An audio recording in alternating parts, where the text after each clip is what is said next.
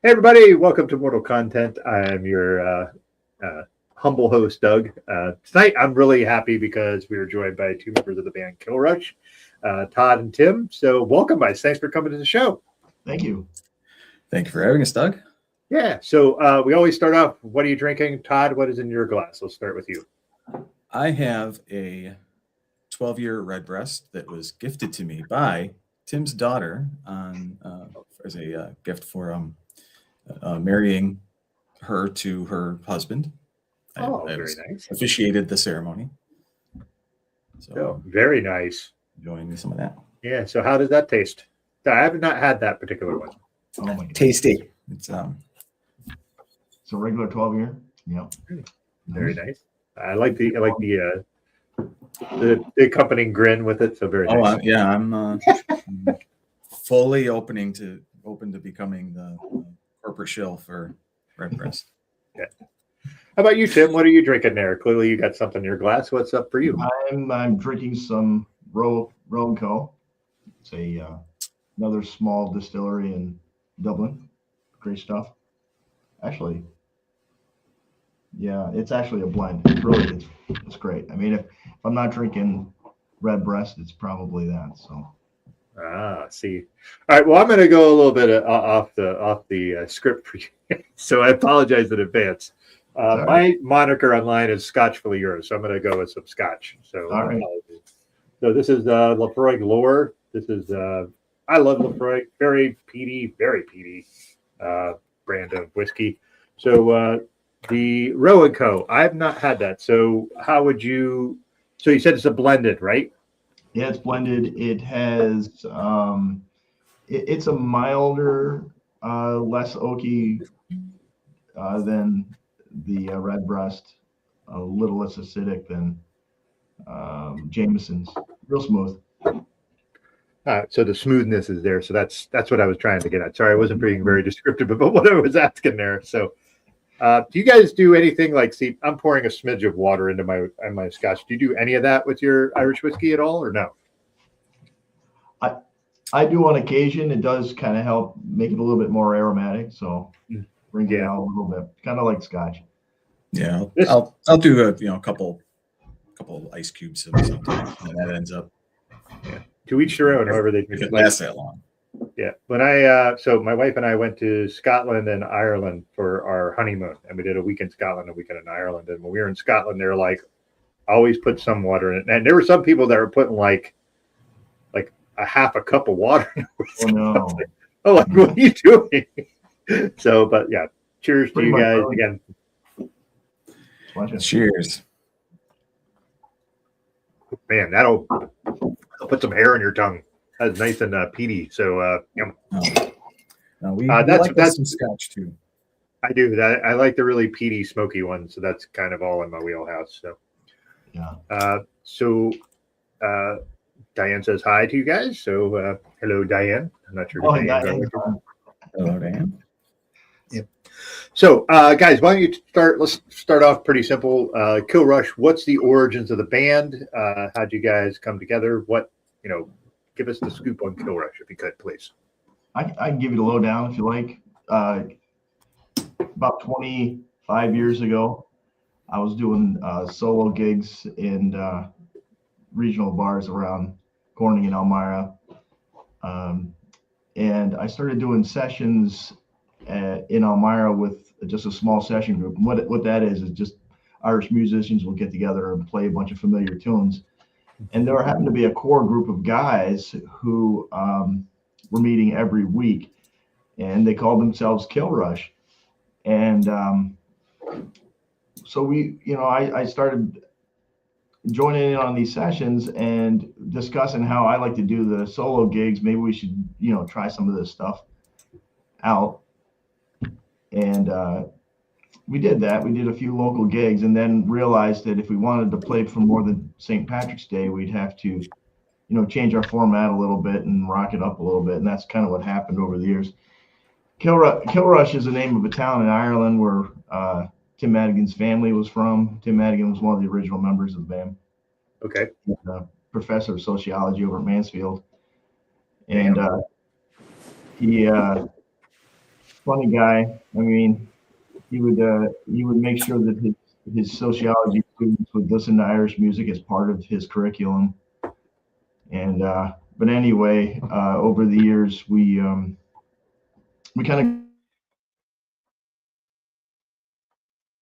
of Kilrush is the name kind of stuck with us even after Tim wasn't with the band anymore.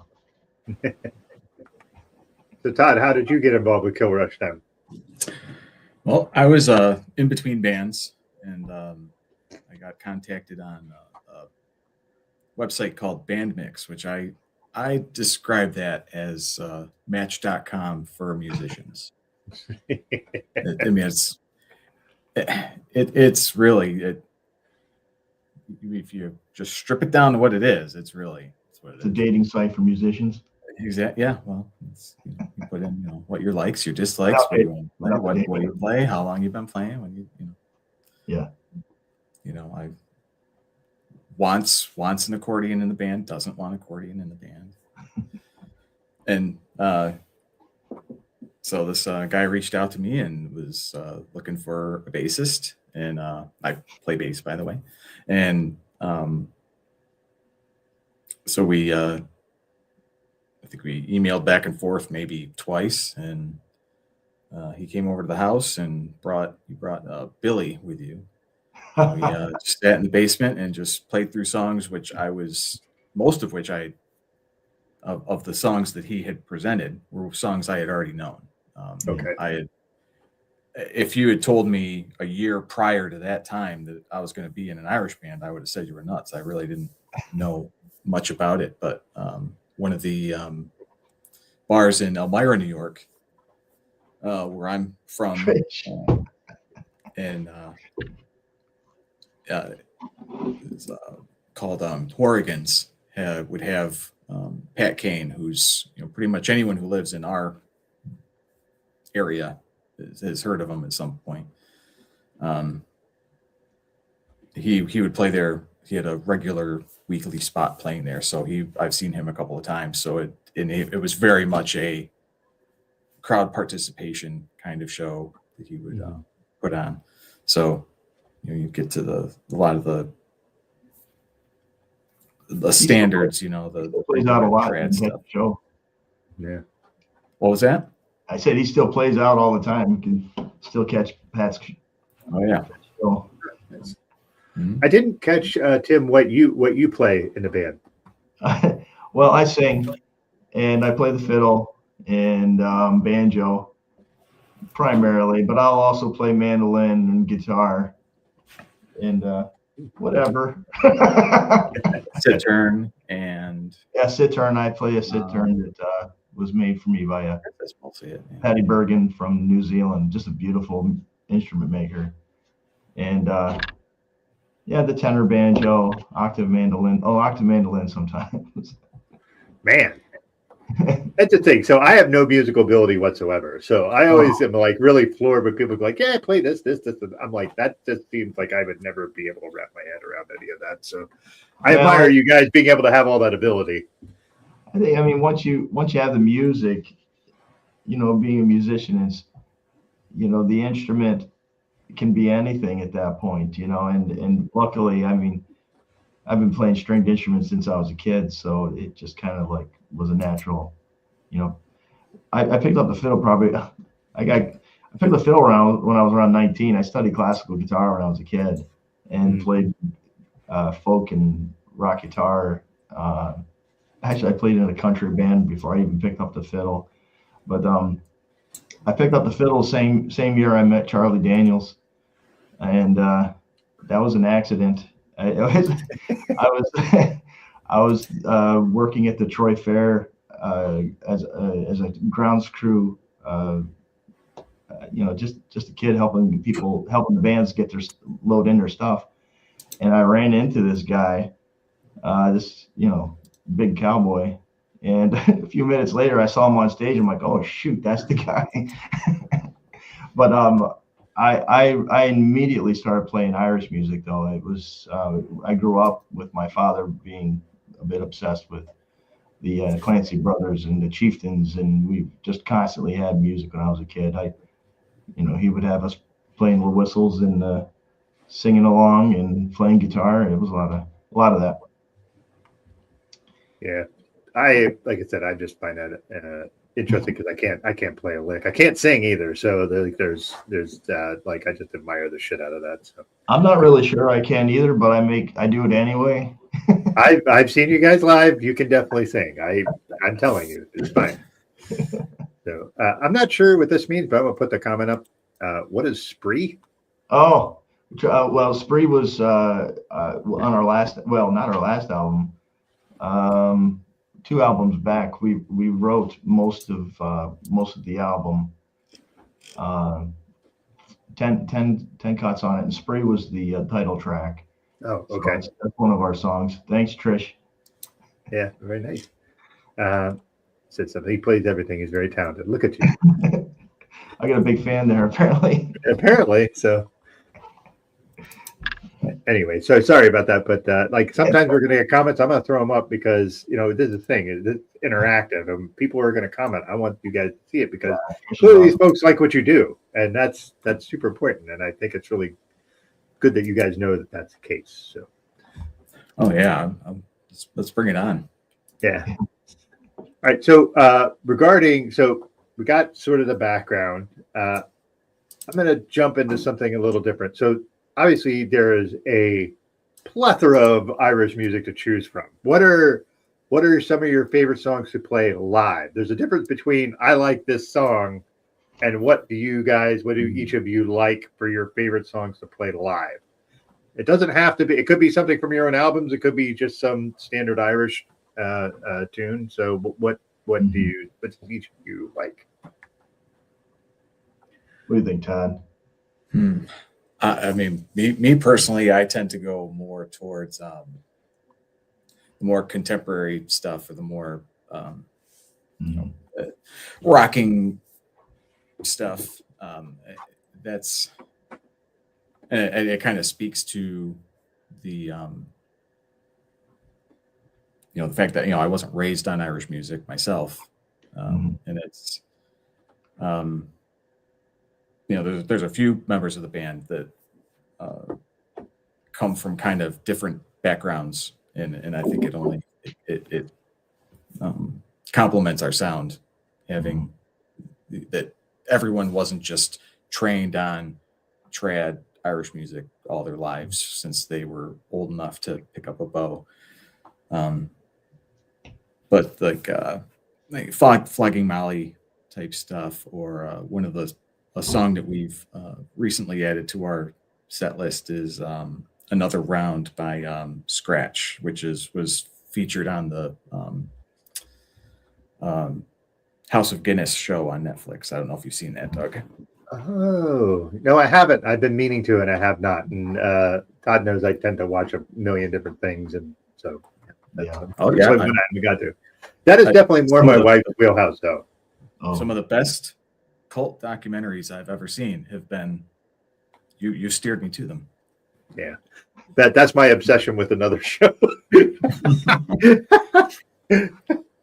So yeah, I really appreciate you kind of plugging the cult stuff there, but of course. So what about you, Tim? What do you like playing? Where's your home in that area?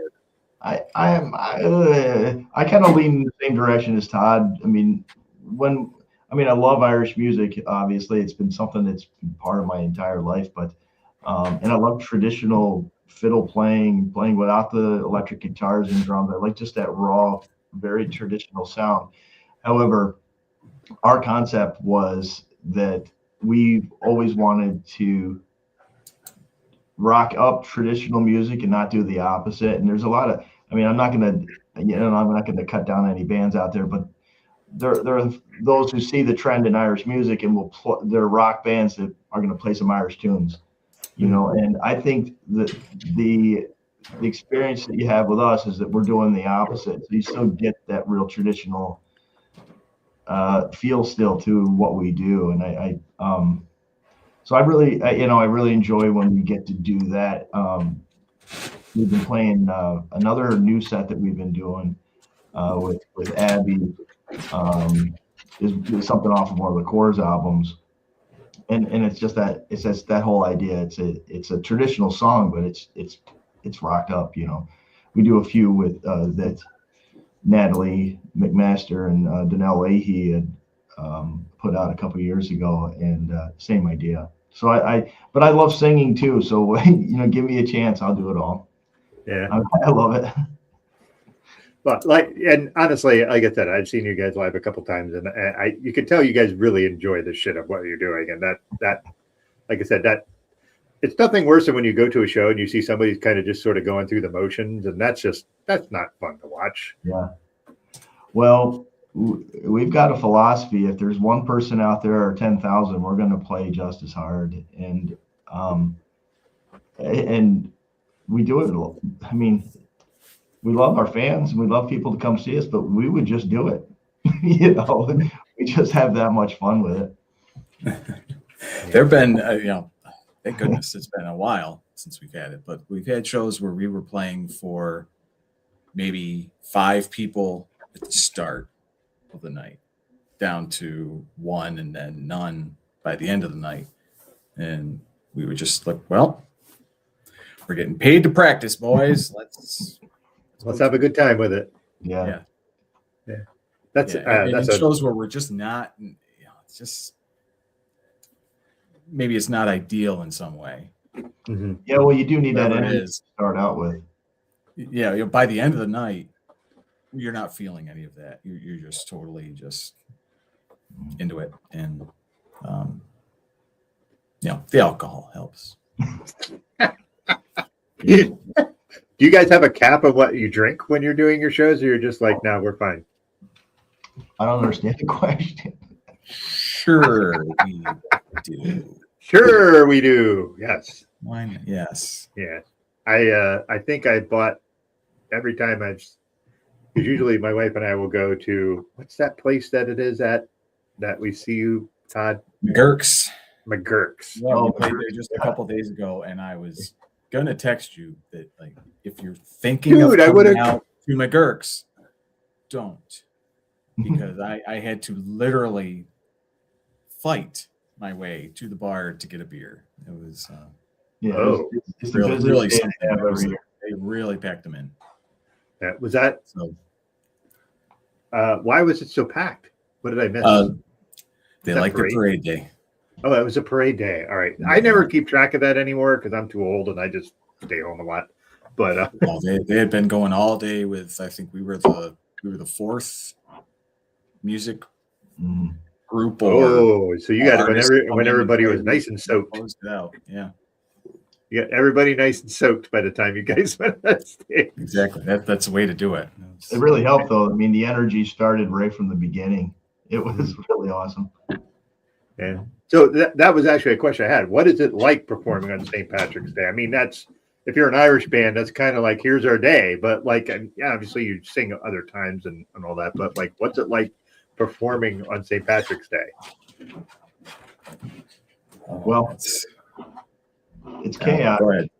It's chaotic, and a lot of times, you see a lot of folks who aren't, used to going out and partying like that. And man, we have seen so many crazy things on St. Patrick's Day and parade days. I mean, some of them I'm not sure we can even talk about, but Scranton, for example, everything that happens there is insane. I don't know if you said this, but we've been playing together now it's 25 years. And I think this is going to be the first St. Patrick's Day that I personally am not playing on St. Patrick's Day itself. Oh, okay.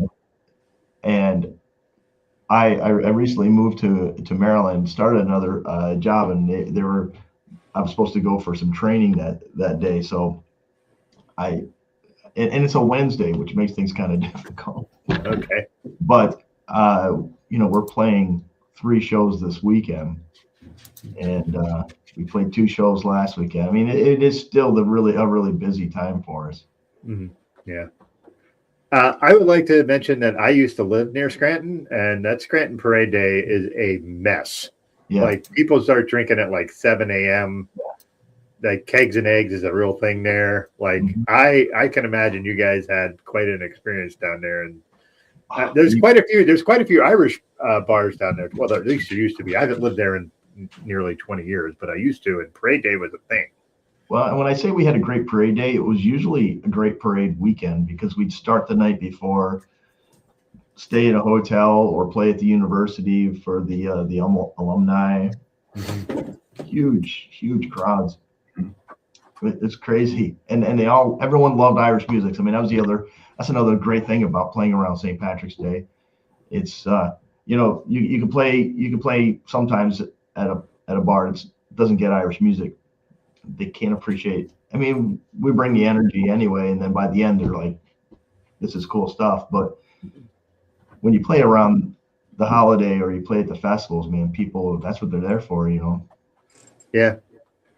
What is your assessment of Scranton Parade, Dave, Todd? Because I'm curious. Well, to Tim's point about people just really appreciating the music and knowing the music, people you would not expect. We had done the college several years, and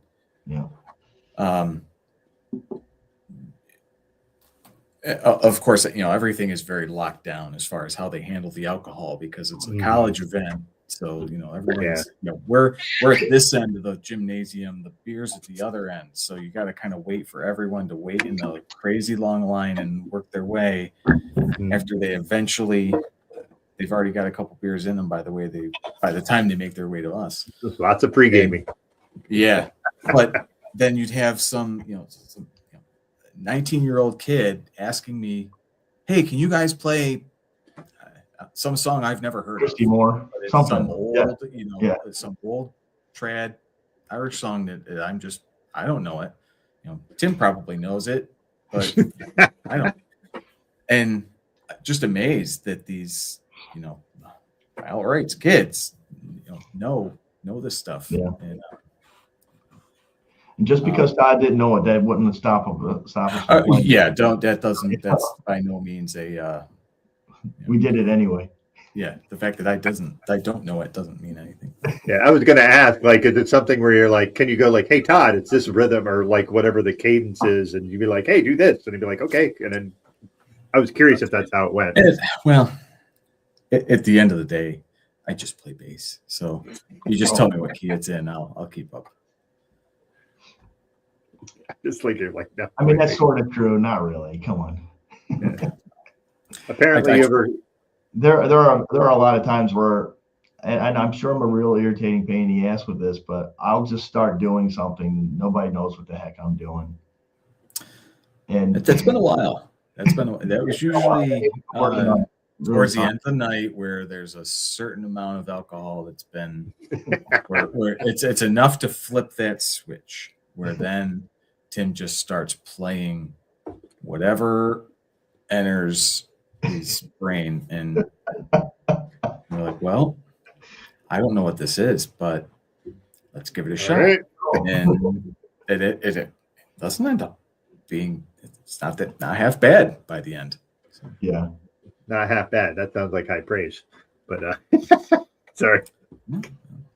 There is a request for you to come somewhere to play. And on the table, yes, we Boston, please. So, call. Yeah. Have you guys played in Boston? Not yet. No, we haven't played Boston. But, I think that's a goal, Tim. Yeah. Well, I guess we can make some phone calls. We're playing all over the place anymore. Yeah. But we can get out to Boston. We played New York City a few times. We used to play the Catskills a lot. We played follow the interstate across the state. We played in every one of those towns. We're doing festivals have been a big part of what we do. And so when festival season comes, we play up in Hammond, New York, which is way up past by Ogdensburg, up that way. Mm-hmm. And now we're playing down near Dillsburg and near Gettysburg this April. Oh, Dillsburg, that's down below like Harrisburg. Yeah. Mm-hmm. Yeah, I lived down by Harrisburg too for a while, unfortunately. So I've lived in a lot of different places. Also, you know what? There's something that we should talk about, which I forgot, and thankfully a commenter made the comment. And let's talk about this PBS. Tell us about your thing with PBS, please. I mean, I'm glad we have Trish out there. She's like got all the questions. Yeah, because I was like, oh, I need all the, and I put all these things, and I completely forgot the PBS thing. So please. No, that's a very good. That's a good pull. The first PBS show was what 2006. Is that right? I think. It was before I'm in my 15th year, so I joined in 2011. Okay. So it was Isn't a it sad that it's years. like 15 years is only 2011? That sounds like it should be way earlier than that. Yeah, like 15 years ago was still way in the future. Yes. The amazing year of 2011. Yeah. So yes, back then the band consisted of more of an acoustic act. We had myself, Dirk Steers, Colin Carpenter was playing with us, Dan Folker was on bass, Chris Sherwood was playing guitar and congas, and then we had Chris Sharman on a drum set, jazz drum set. It was a pretty cool setup. Kilrush has gone through like some really big iterations over the years, changes, and that we happen to be the first large band that WSKG had ever had in their studio. So I think we were kind of an experiment, and we ended up having a great relationship with the producers there, to the point where a decade later we went back for a reunion show, and the band looked different. Chris Sherwood was still with us, and then we had Todd, Dave Rice, who plays the drums now. We also had Abby Dolan and Brian Casey. I got everybody right now, and which is pretty much close to our lineup now. A quick side note. Funny, I guess. We had T-shirts that had the number 16 on the back. And if you look at our Instagram, our picture is what the front of the photo was. It was just like kind of that beer league softball shirt logo, and on the back just had the number 16. But every shirt said 16, and people would ask us what that meant, and we would just say it means whatever you want it to mean. Yeah. But the inside joke was that was the number of members that Kilrush had to date, and that was in like 2012, 2013. Yeah. So yeah. Anyway, sorry. Pretty much doubled that since then. Yeah. But part of that is we've had members come and then we've had members go. Chris Sherwood, who played with us for a long time, a decade and more, he played guitar, sang with us, did a lot of the media stuff. Easily the longest lived band member. Yeah. Longest lived sounds a little ominous. He's alive and well.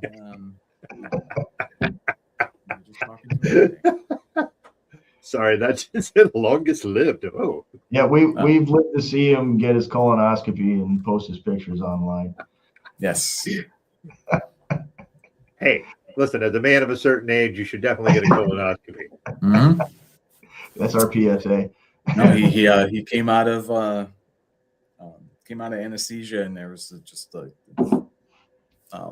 certificate sitting on his chest, on paper certificate, and he's like, "Well, you know what?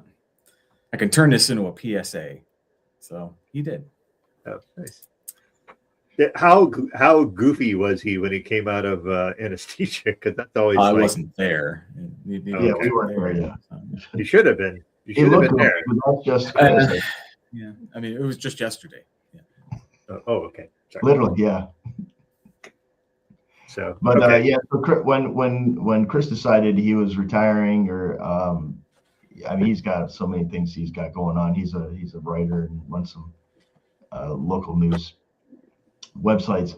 But when he decided to retire, we went back to with a guitarist we used to have with us. His name is Colin Carpenter, who's playing in numerous bands in the area. I mean, he's been pretty much a hot commodity, and he just happened to be not with the band at the moment, and I think he stepped right back into that role, and we decided at that point that maybe we would change our format up a little bit more to rock out a little bit more, and we found a guitarist that Todd's been playing with, by the name of Phil Robinson, and I don't know if you know Phil.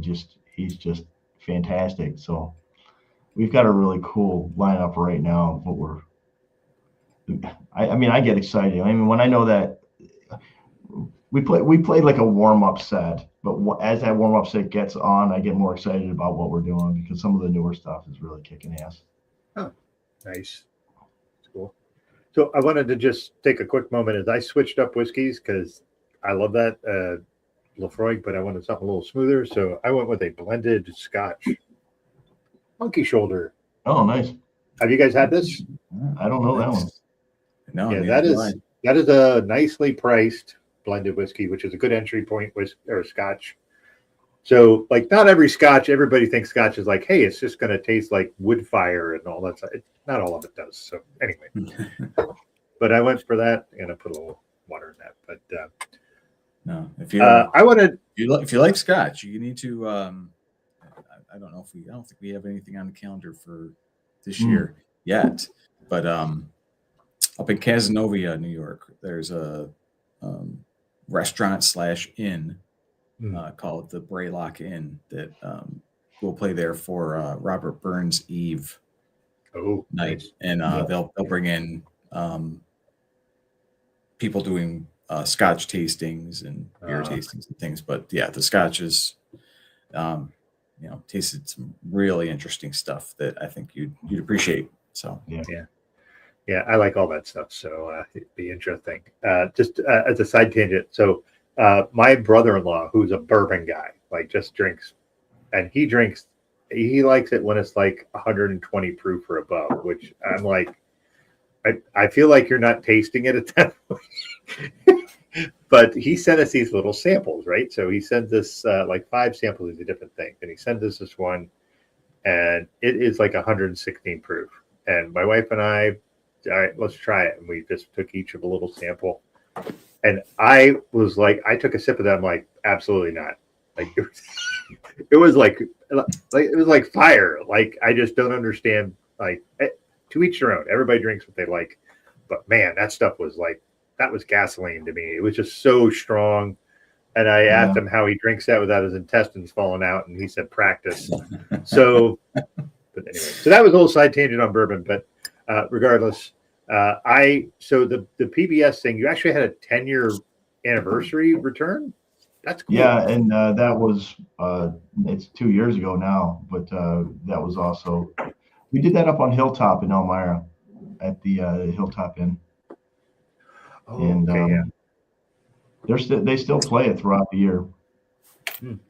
Yeah, that was the Expressions is the name of the show that WBNG, which is our local out of Binghamton, the PBS affiliate.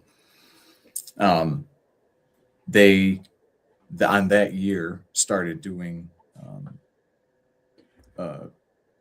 they would feature bands as well as a local business or a local restaurant or venue or what have you. And so it was kind of split between us and Hilltop Inn, which is it's a mainstay in Elmira. Right. They've been there 75 years.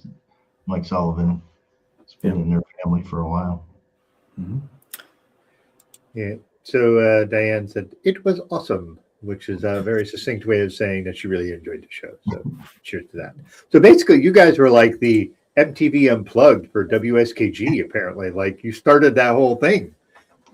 I mean, Expressions existed but long before we were a part of it. But we were the first big band that they had in there. And shortly after that, they had a great band, and they really started figuring it out after that. Their shows are awesome. They had Gandalf Murphy and the Slambovian Circus of Dreams, which freaking awesome band. And it was just so cool to be even put in the same series and year as them. That was awesome. Yeah, was that intimidating at all to be like sitting there in front of cameras as opposed to being like being on a stage? That's a different kind of performance, right? Yeah, I mean, the second time around was a really different from the first time, and that might be just because of technology and or how much they grew over the years. But the first time we did it, we had to do our entire show so that they could cue all the cameras and get everything right, and then we had to do it again in front of an audience. So we had already performed an hour and a half and then brought in people and did it again. So you basically did a 3-hour set. Yeah, pretty much, and under the hot lights and yeah, you name it. It was a great experience we were still kind of a young band, but yeah, so cool. PPP is cool. Maybe. So question then. PBS So is always been cool. Let's be fair. So when you said they brought in people like a live audience, how many people was that live audience that you had? Oh, shoot. I don't even remember what the studio filled, but yeah, I don't know. Yeah. Okay. Maybe 100 Maybe people. 80. Yeah, 80, 100 people. I don't know. 100 might be pushing it, but Still 100 people is like under lights and cameras. That had to be a little bit interesting at the very least. Yeah.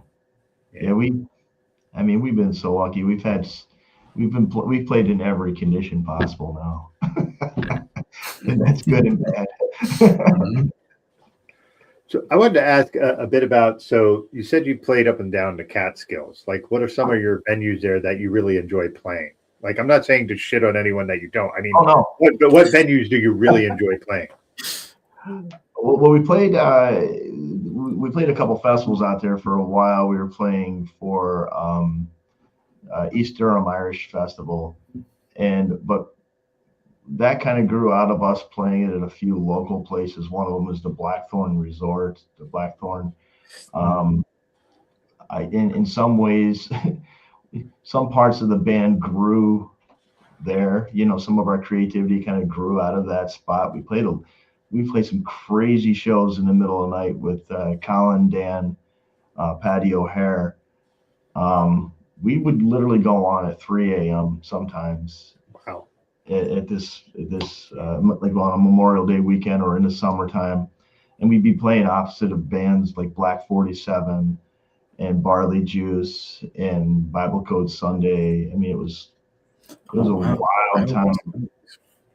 And then you'd stumble to breakfast in the morning because everybody was hammered out of their minds. And then you'd look around and you see all these great musicians from all over the place and go, what the heck are we doing here? And then but that kind of springboarded us into a few other shows in the area. We played Kingston has a festival every year called the Holy on the Hudson, which it's just incredible sea of people out on this older round out area in Kingston, and they have 3 stages. We've been invited to play back there this year for the first time in, I don't know, over a decade and a half, I think. It'll be my first Hooli, so it's. Oh, really? Okay. My first Hooli. That sounds very Irish. My first Hooli. I mean, we played adjacent to a Hooli, and to go back to T. Girl Bennett's talk about Tim being on tables. That is something that bears mentioning, that a common thing that you'll find at Kilrush shows is Tim on a table, and oftentimes Kingston, Ontario. That's a different Kingston, yeah. Yeah. But Abby, our other fiddle player right now, she will often join Tim, as will Brian Casey. Yeah. Now tables. We got three of us up on tables and on the bar. One time, yes, oftentimes Yeah, on bars, and the one time that we were in Kingston, New York, we played a bar where Tim was up on the bar and he broke the bar. Oh no! That makes for a great story, but in the moment, that was like, oh shit, are we gonna? I think they were kind of cool with it. There, the I don't know how to say this, but the legacy of us being up on tables comes, precedes us in ways, because that one show that Todd was talking about, we played in Scranton, they had come up to me and made me sign papers that the lawyers drew up that said I wouldn't like a waiver. Yeah.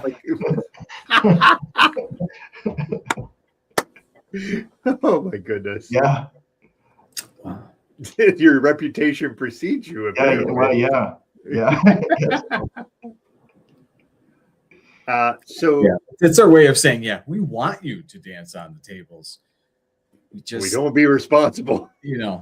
But if you do, whatever happens after, we're out. Yeah. So I wanted to ask, I know you guys go say you kind of skew more, you like a little bit more of the contemporary stuff. Yeah. So and I like the idea of you taking like trad music and kind of zhuzhing it up to be something a little bit more rock forward, which is, the thing is a lot of trad music is pretty sad and slow. Like not a lot, but there's a good portion of it that is My Long Lost Love, and there's They're Out at Sea, and there's a lot of different things. And I only know this because my wife and I, when we were in Ireland, we decided to go to this one place. That's it. All of them advertise trad music, whatever. That's kind of you're trying to get. We went to this little pub, and I mean, it was little. And we were sitting in this one corner, and there is down in there's like the bar, and then there's like this section. And they say when people are singing, you are to be quiet, and they will kick you out if you are loud. And I was like, holy shit. Like, I feel like I'm in school, right? So like, all right, gotta be quiet. But it was one of the most, like, it's one of those moments where you're just like listening to these people play. So it's like, and it's all age range. It's just like old guys. And then like this one girl came in who just graduated high school who was singing, and just like, she got up and she just sang. And then just everybody's like, all right, great, we're going to play. And it is like one of the really cool experiences I've ever had is hearing trad music in Ireland in this little fucking pub. There was this one moment where they're playing like, and everybody brings their own instruments. Like, it's just fascinating. And they're playing, and all of a sudden this guy, if he wasn't 90, I would be surprised. And he stood up and he started singing this very sad, slow song. And you could hear a pin drop in the whole place. And he was singing some song about, his long lost love and how he's waiting for her and be joining her on the other side and all the stuff. And like, my wife and I are like, I don't know what this is, but this is fantastic. Like, we were just floored. And it was like that was a trad music experience that actually felt like that's what trad music should be. So have either of you guys been to Ireland and experienced something similar where you're in sort of a trad music environment when you see that?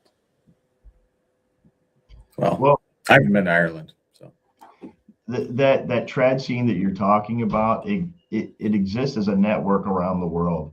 And there's even websites that are dedicated to it so that the trad musicians can communicate with one another. And you can find that same experience like in just about every town in the United States, Canada, all over the world. And Brian goes to Ireland quite frequently now. He and Abby have both performed sessions like exactly like what you're talking about on a regular basis in Ireland. But those same sessions exist here, and you can find the same music played the same way, and it's part of the oracle history of Irish music.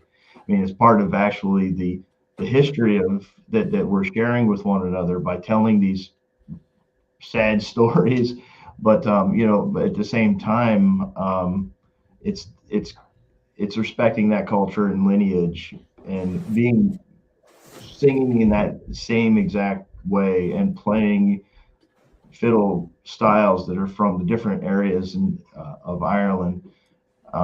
That's a tradition that's rather strict. And Kilrush, we love that. I mean, we respect that, but we don't exactly do that on stage. What we do on stage is something different, and we try to bring elements of that up on stage with us.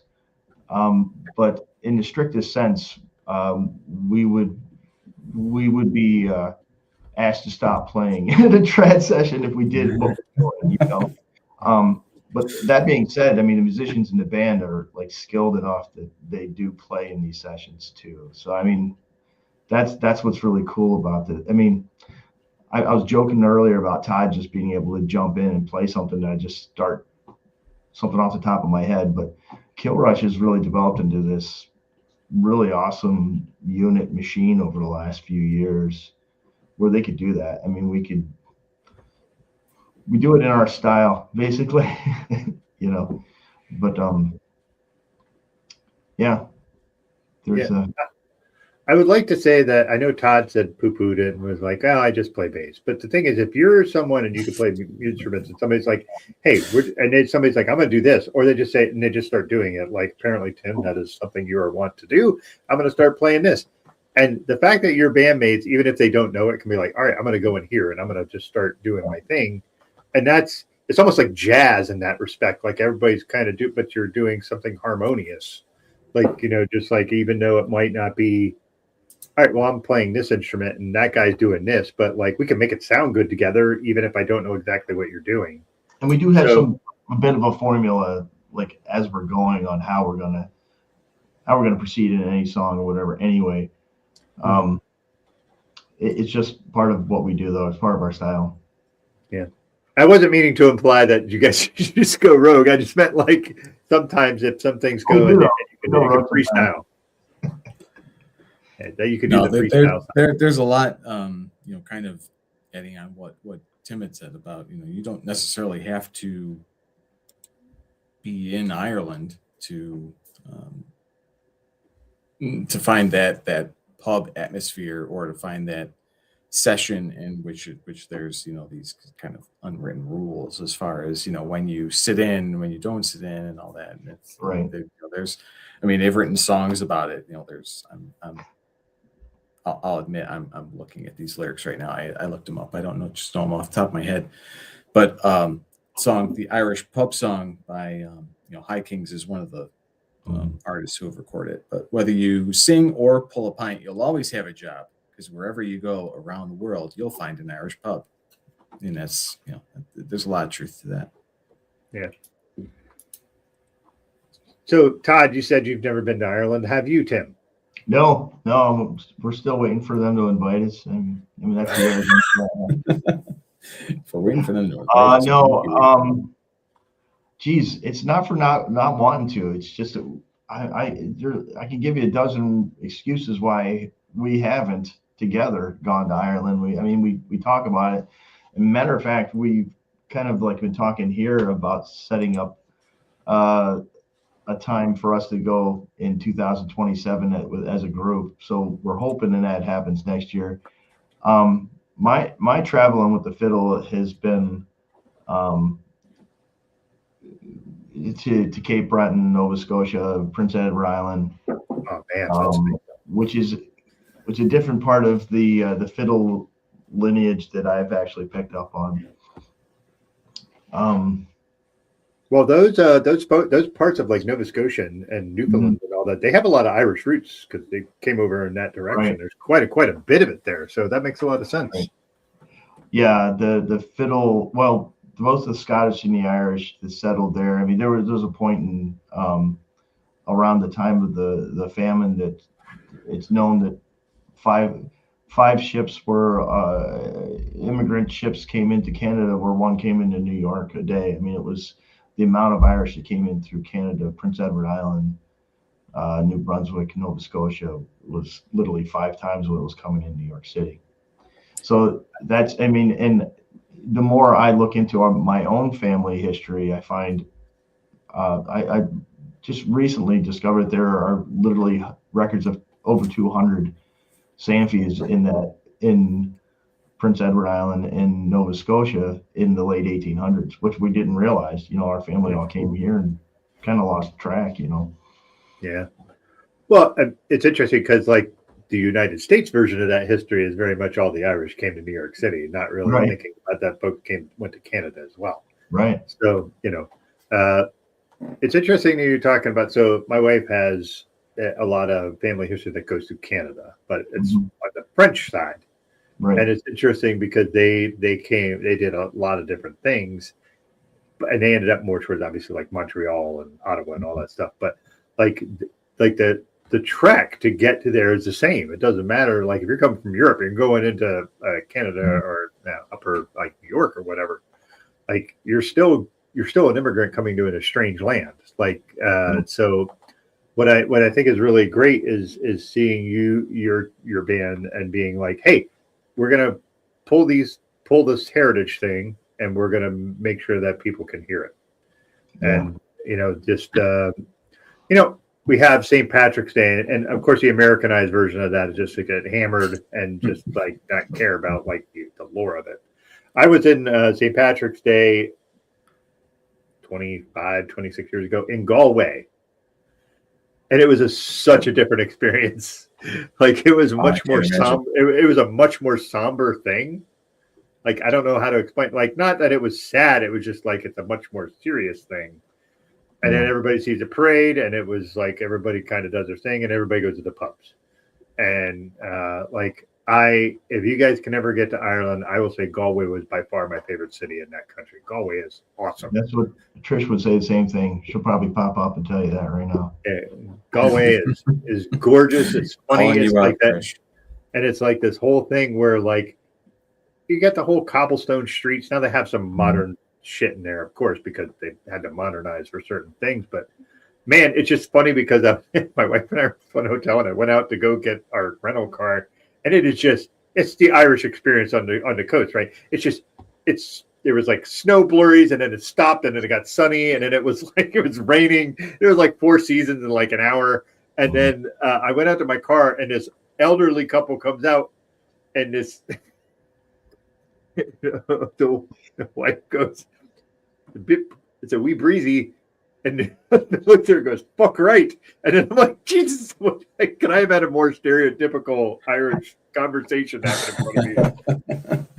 It was just a funny thing. But what I will say is with the Irish folks there, like obviously we were in Scotland and Ireland, there's a different humor that happens between them. Like the Scottish folks are a little more playful. I feel like the Irish folks are like, I'm going to poke fun at you, and if you can take it, then you're good. Then we're good together. But if you can't take it, then you need to get out or just not talk. So I like I said, I'm speaking as someone who's been there twice, but that's just my experience. I don't know if that you get the sense of that from the culture. Is that how you guys get it? I've actually thought about this a whole heck of a lot over the last couple of decades because we sing a lot of, I know hundreds of traditional songs, right? And it tells a story. There's a lot of immigrant stories, and there's a lot of stories about Ireland itself, etc. But the history that we have here in the United States and Canada, the Irish here are having a different experience than they had in Ireland. And there's a lot of different history here. So I've often thought, like, how do we address that as a modern Irish band? How do you write songs about that?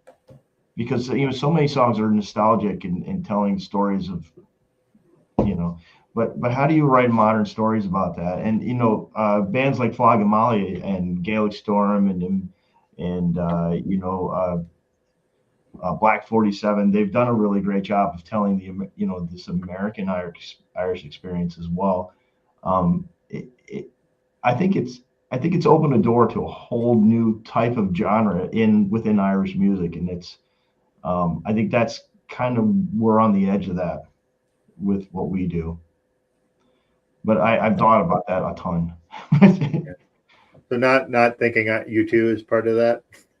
Sorry. No, well, no. I mean, I think you're being funny, but I am being funny. Sorry. No. I mean, that's a rock band. And they were very political early on. That's the thing. They were super political early on, and then they kind of got a little more mainstream. So there's that. But sometimes you just write songs so that people can be happy, yeah, you know, or can relate to it. Or, I mean, we sing a lot of songs that aren't happy. They don't realize it because we sing it in a happy way, you know. but I can talk a little bit about politics and music and my feeling about it. I understand that you can have a platform where if you have to be responsible with it, you know, and again, my perspective is I want people to be entertained. I don't care what your background or what your beliefs are. I want you to have a good time and enjoy your life, enjoy life. That's what music is to me. And so I think you have a responsibility to the people you're singing to or singing for, not to necessarily, you know, change their culture, but just to, you know, enhance what's going on around them. So I might have more opinions about that, but I don't want to use my platform for that. You know, I really enjoy just the entertainment factor.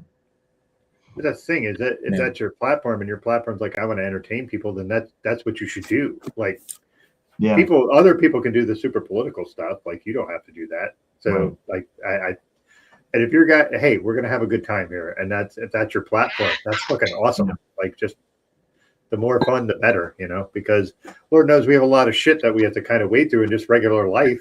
So why not have a good time when you're out? So, and listen to good music and hang out and have beverages and just enjoy yourself. So cheers to that. Exactly. I mean, it's so many of the traditional stuff is it's about death, or it's about love, or death, or love and death. It's about alcohol, or it's about love of alcohol, or it's about the alcohol leading to death, or you know. But a lot of it is fiercely political, and a lot of people would argue you have a responsibility that you've been given a voice, to use that voice to, you know, drive the discussion to, you know, make the world a better place, whatever. Yeah, we could do that, and a lot of other bands do that. You know, we could talk about bands that do that, you know, to this day, all day long. Dropkick Murphys. Yeah, I was going to say it, but yeah, I'll say it. You don't have to take it back. I'll do that. Yeah, I love their music. I love those guys. I love their songs. I don't agree with that. You know, that's just me. And that's totally okay. Yeah. At the end of the day, we're here to talk about nothing that matters. Yet it matters so much. Yeah. You know, but joy matters. That's the thing is joy matters. Happiness matters so much. And you have these weird times that we're in that you just want to be able to say, all right, look, we're just going to turn to art or music or love stories, fantasy, whatever your thing is. And yeah, I could say, all right, instead of alienating potentially half or more % of my audience, I'm going to choose to, if such a thing as politics or whatever didn't exist, you'd find that all of these people have so much in common. Yeah. When you're just focusing on the music and I don't know what most people's beliefs are about a lot of things, but so many people will still come up to us at the end and say they loved music, they had a great time, it reminded them of family members or times where they were with family or another, you know, and that's really what we're looking for, you know. Here's this question that just popped into my head. is there a song that you guys do that is like the most sung along song, like the song that everybody will sing with you? Is there a song like that for you, or is there like multiples? It could be multiples. I don't know. I don't know. It always amazes me. I get excited, but I'm also amazed just to see people singing songs that we've written. Oh, Like that's I'll look cool. out there and see somebody singing all the words to something that we wrote. Blows my mind. It just that always blows my mind. Gosh, I don't know. In fairness, that Tim has written most often. Apparently, someone knows all your songs. So Yes, she does. So I was just curious because like that tends to be something that happens in a lot of Irish music that Well, there's some Irish songs that experience. everybody knows. Yeah, I mean, it's Yeah. some of those traditional songs that people have been singing since they were little kids. So it Yeah. really will resonate with just about everybody out there. Yeah. We have such a range of people who are just like can relate to what we're doing. Yeah.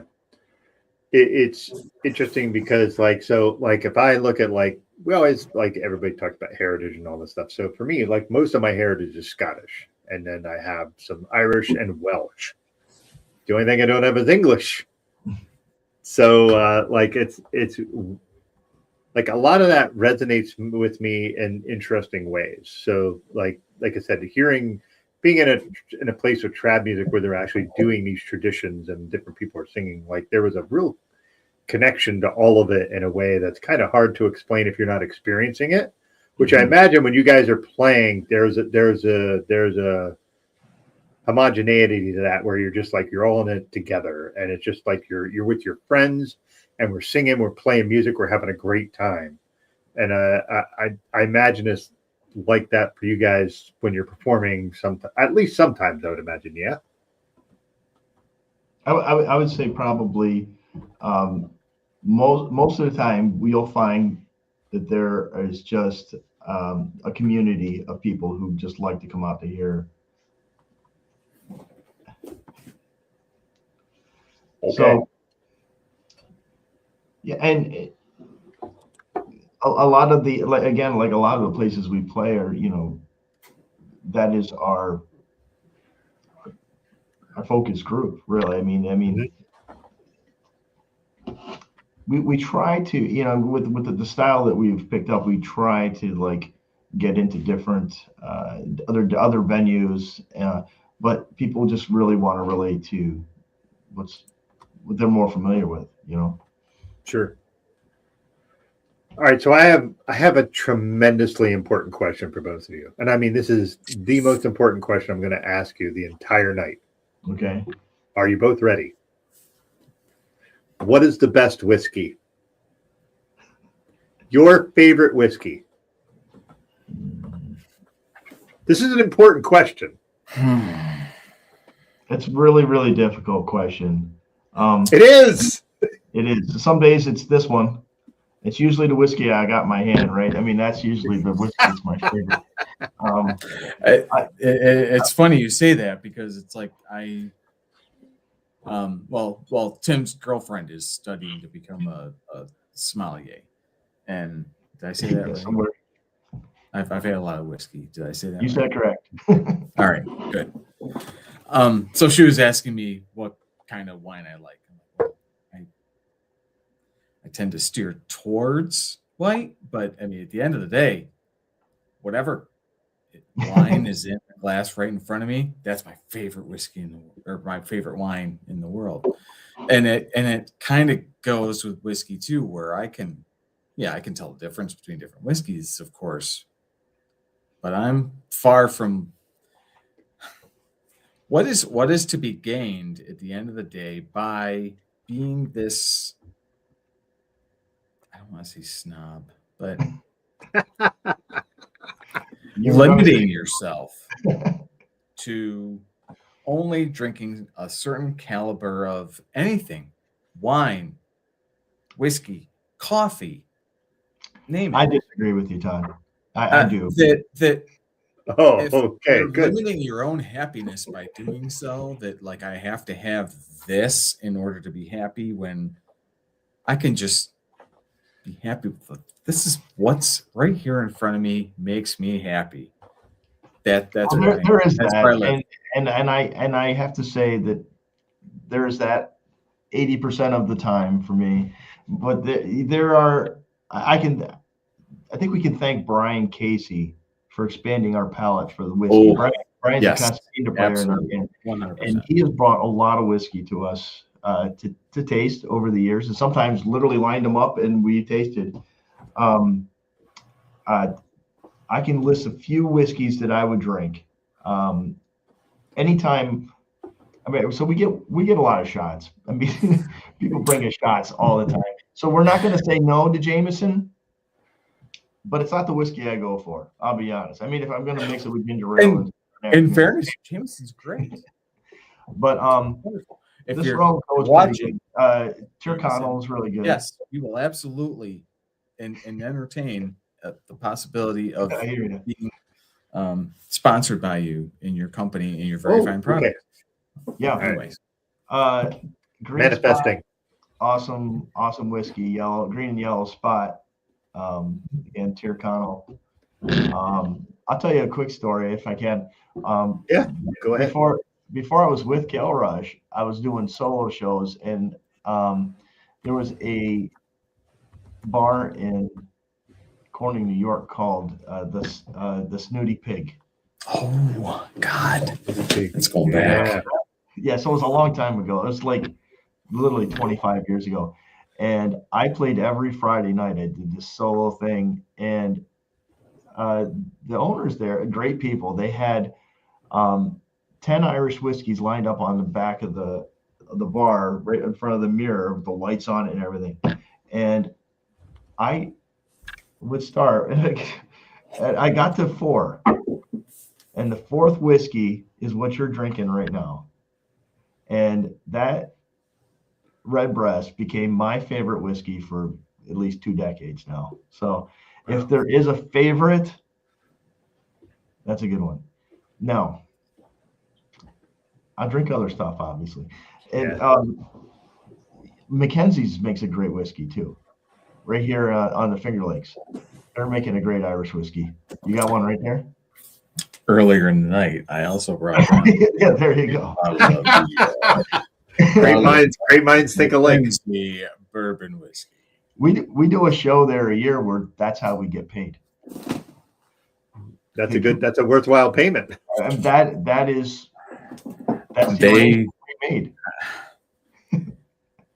I mean, you could be, I'll say it, you could be an ass about it and just basically say, okay, well, I can pick from anything on this wall. I'm just going to pick the most expensive thing. And there you go. I got paid. But yeah, anything, you're not going to go wrong. Their rye is awesome, and so is their Irish. Oh, if I've got their rye. Yeah. Have either of you had? I've had it, and I bought 2 bottles of it, and then since then, where I used to buy it, it just disappeared. There was this peated Irish pot whiskey called Connemara. I don't know if I've had it. I have to let me see if I can find an image of it, and I can pop it up here. Hold on.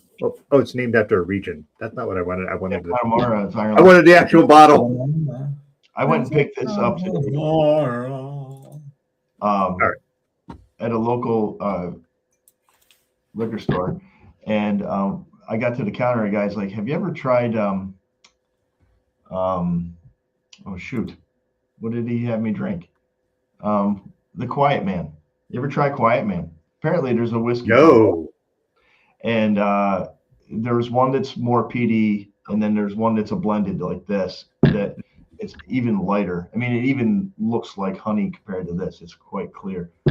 I think that'll be my next bottle. It was really good. The Quiet Man. I need to find, because that's a great name for a whiskey. Yeah. An absolute great name. So this is what I was talking about. This is Connemara. So I've seen that. The cat. Look at that. it is one of the singular best whiskeys I've ever had, and it was Really? like $23. Yeah. Now that again, I bought that like 5 or 6 years ago. That could be $40 now. I don't know. I'm finding that anywhere from 35 to $90, depending. Yeah, but if you see the color in the image there, you can see how light that is. I mean, that's a really, really light peated whiskey. Most peated whiskeys are fairly dark. So, that, man, I couldn't tell you how if I can find that for you, Todd, I will buy that and give that to you because that is a superb bottle of whiskey. Oh, you're one of the good ones, Douglas. Yeah, that's what they say. That's what they all say. No, not really. But all right. So thank you for that. That was a good I knew that would generate some really interesting conversations. So I have one other bonus question before we go because I want to keep this an hour and a half. Underrated Irish foods. What's your underrated Irish food? Shepherd's pie is not allowed. Everybody knows fucking shepherd's pie. Give me your underrated Irish food. Because I'll start. Mine is Cold Cannon. That was going to be my answer. Cold Cannon is fucking delicious. And it's simple. It's potatoes and cabbage. Like, how do you and butter? Like, it's so good. Cold Cannon, definitely. Todd, any input? Are you going to get mad at me, Timothy? Oh shoot! What are you going to say? Underrated? Yes. Fucking Shamrock Shake.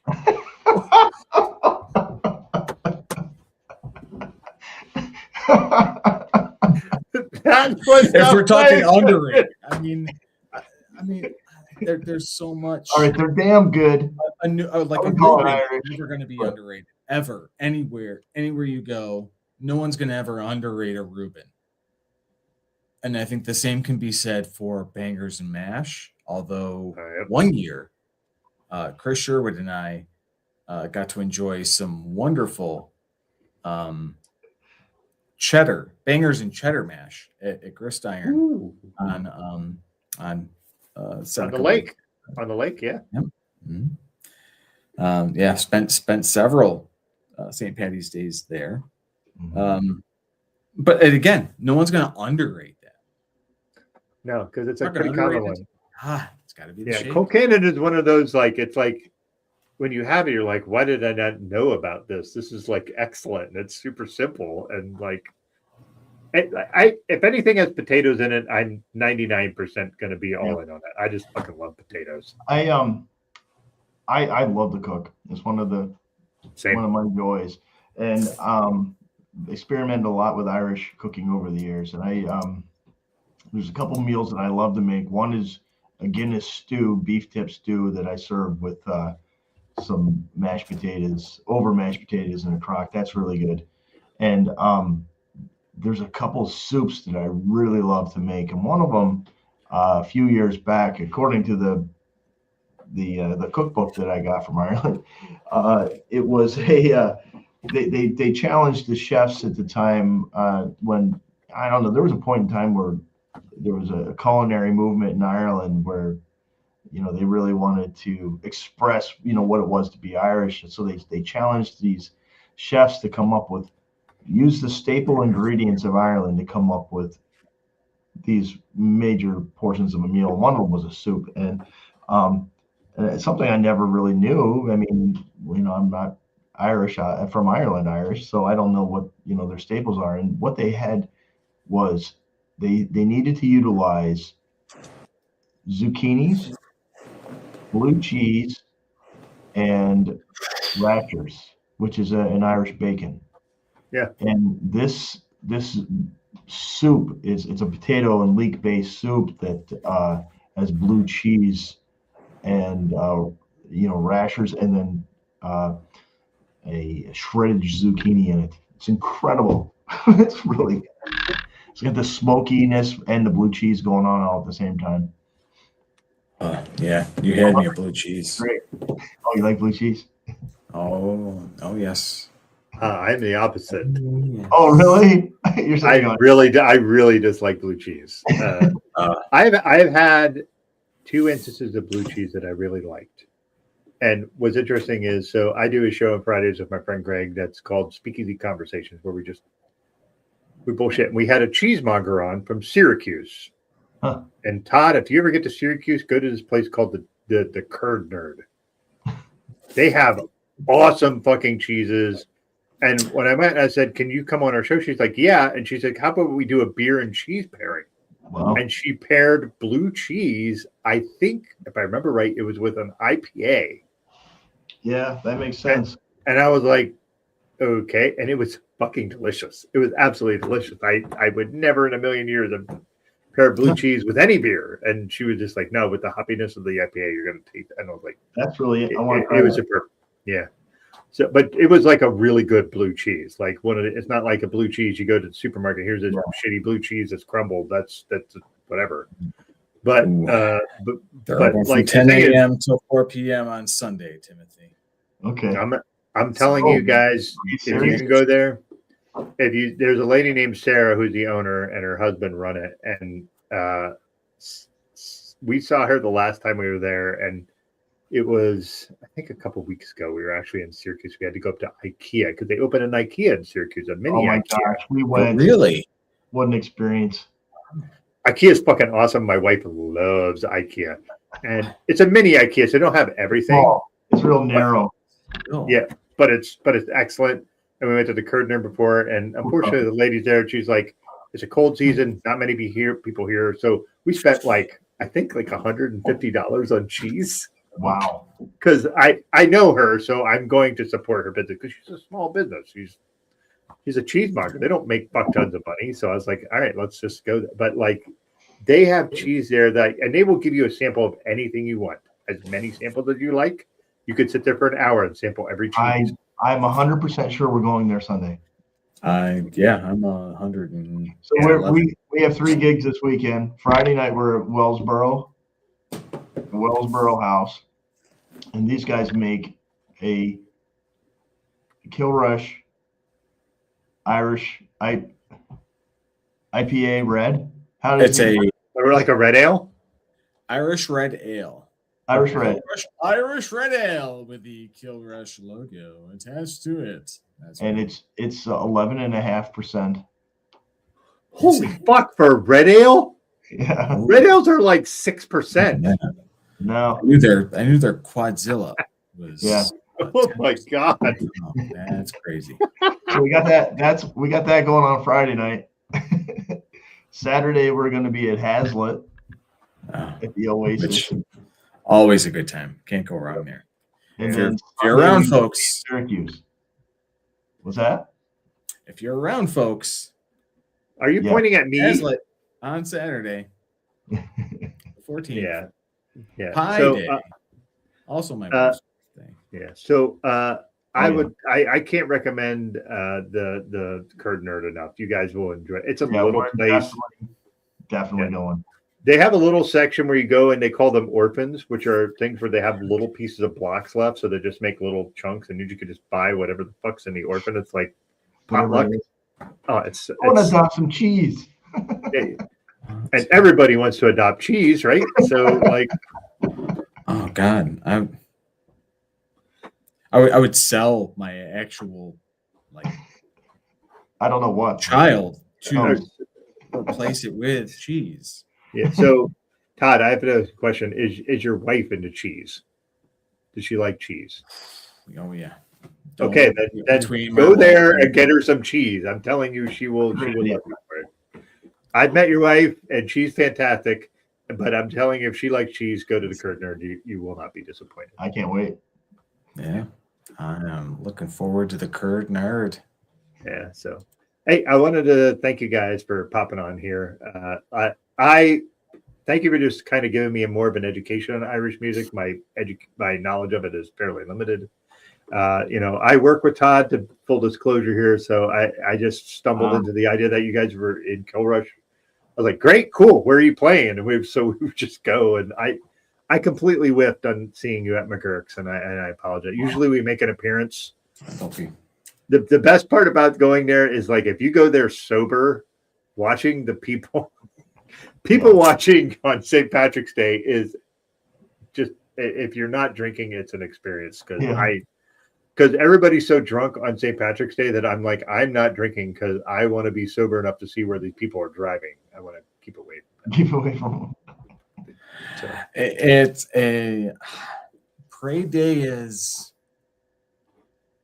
that's an experience all to itself. That you have to be okay with lots of people. You got to be okay with lots of people that are right freaking here.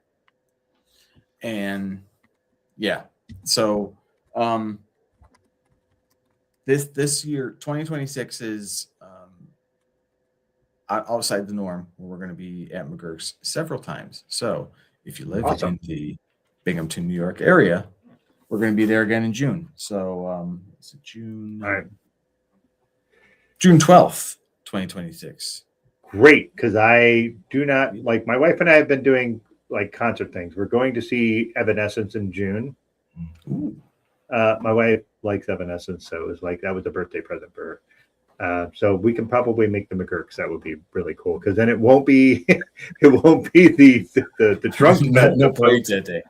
Yeah, so it'll be better. But Yeah, so I gotta plug our new merchandise real quick. yes, please do. Yes. Yeah. Jill has done an incredible job with all our new merch, including these pins. Oh, nice.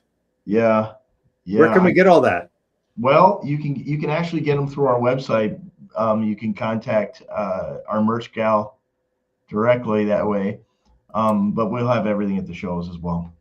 Oh, so Yeah, is right it there at the bottom of the screen, the killrushmusic.com. That's only one L in Kilrush, folks.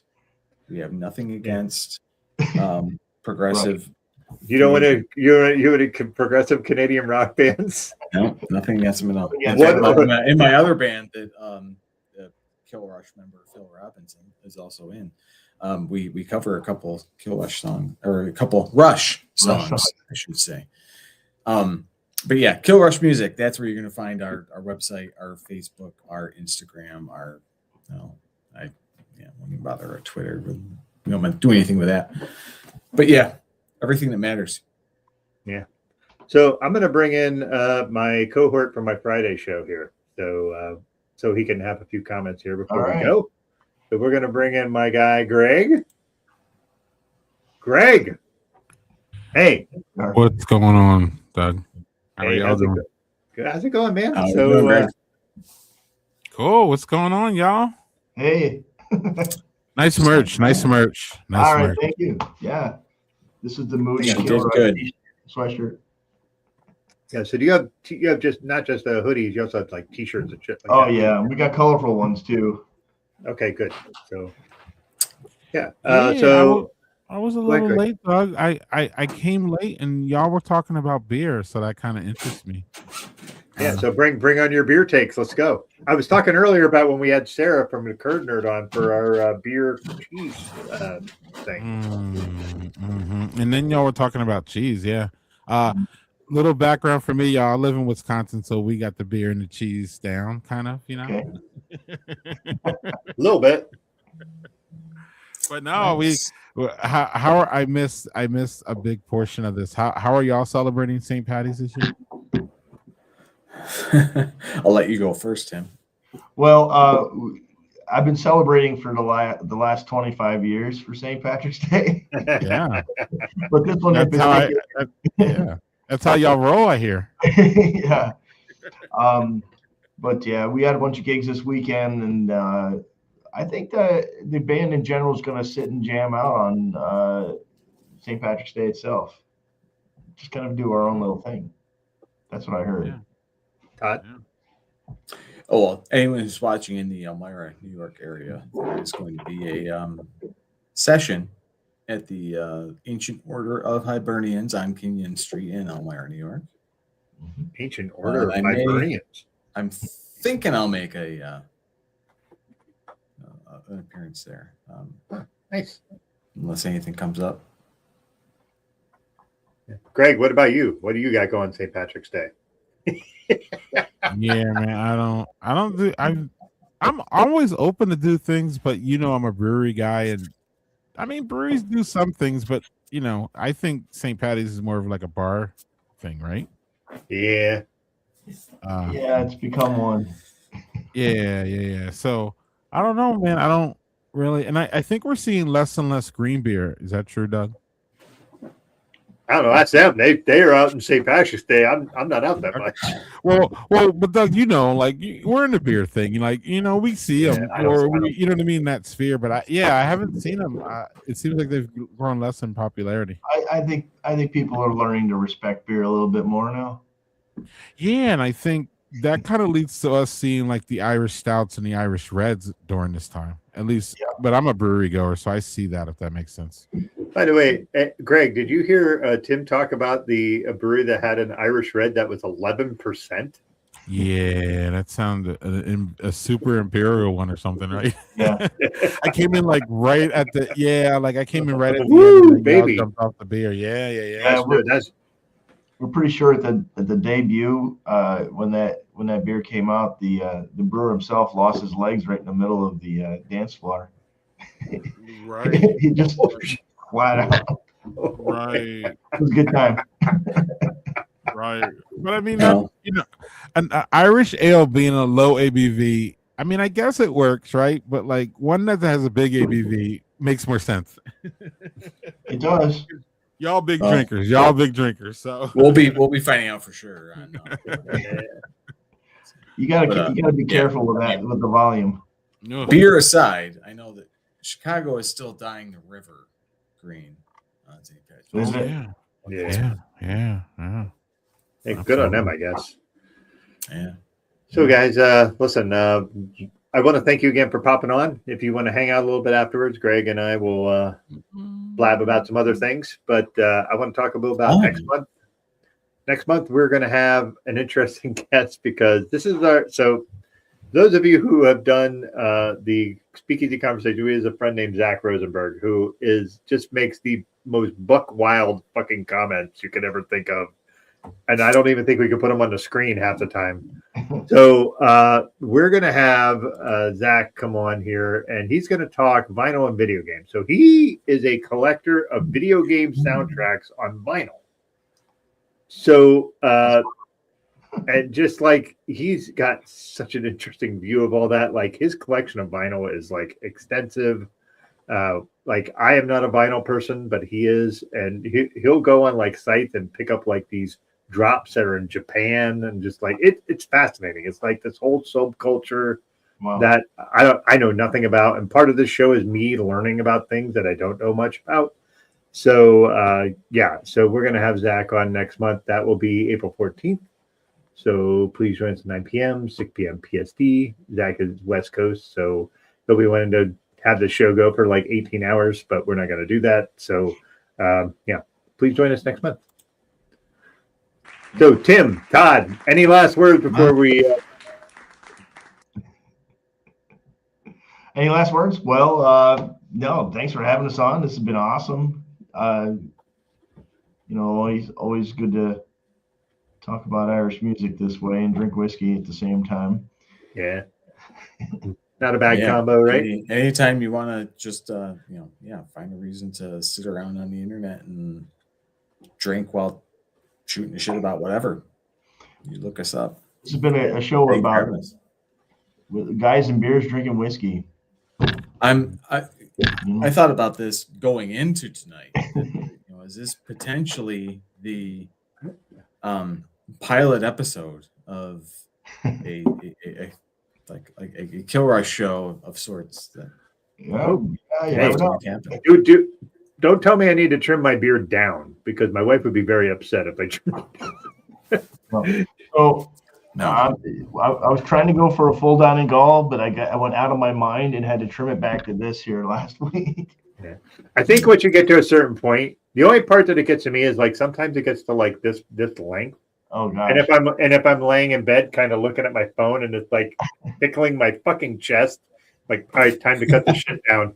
That is the only time I trim down, except on the sides. My wife will do that. So. No, I was told just a couple hours ago that I need to trim this down because I've got, for the first time, enough that I can actually like hold it in my fingertips, which isn't saying much, but more than I usually would have before trimming it down. Let's So, yeah. tell her A lot of tell her you're in your wizard phase and just move on. It'll be fine. That's right. I was going for the Logan look for a while. Oh yeah. See, I can do that a little bit. I pull it out. Yeah.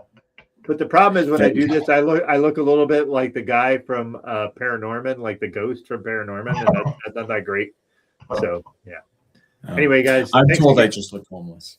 All right. Well, cheers, man. Thank Cheers, you. man.